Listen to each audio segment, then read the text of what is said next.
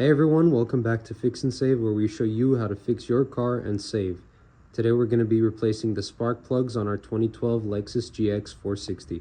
To get to the spark plugs, we're going to remove a few things first. We're going to remove this cover, this cover, this cover, and the engine cover.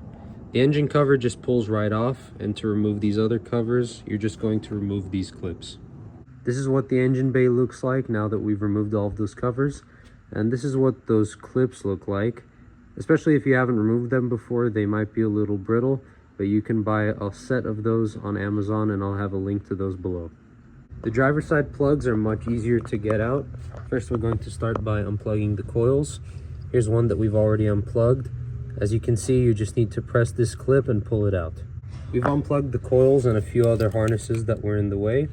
Now we're going to remove the coils by undoing these bolts, and that's a 10mm head size. Once you remove those bolts, all you have to do is pull the coil straight out.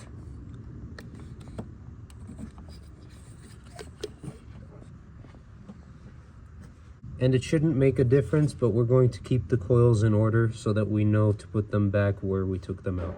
These rubber gaskets were also underneath the coils. Make sure that you don't lose those. Next, we're going to use a 5/8 spark plug socket to actually remove the spark plugs. You can see this is one that we removed, and it's actually not in terrible shape.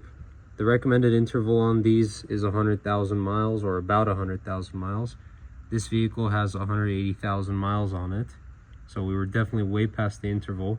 We could probably keep running these, but just changing these, we're gonna definitely see a power increase and definitely a fuel economy increase as well. This is one of the new plugs that we're going to install. As you can see, we also applied dielectric grease to it, and that's so that we can ensure better contact and a seal.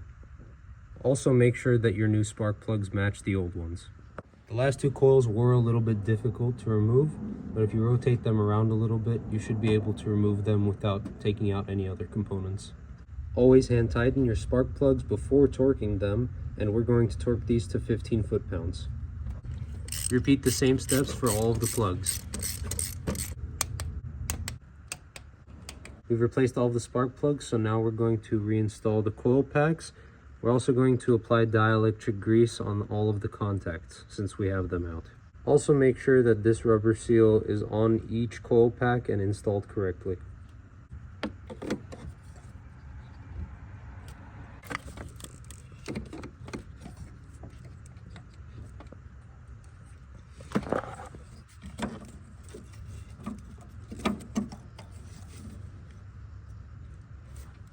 Once you have the coil packs in, also make sure to tighten them down. Now that we're finished with the driver's side, we're going to move on to the passenger side. And to access those plugs, we're going to remove the air intake box. Open the air box and take the filter out. We also unplugged this wiring harness and took it out of this clip, as well as loosened this clamp so that we can remove the air box.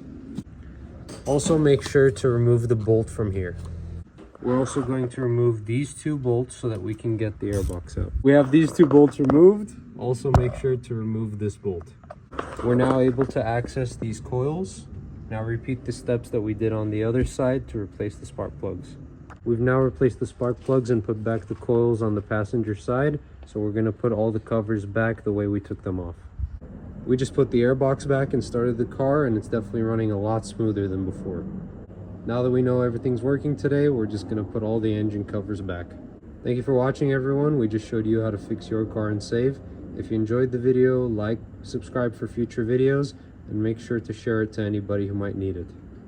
We'll see you guys in the next one.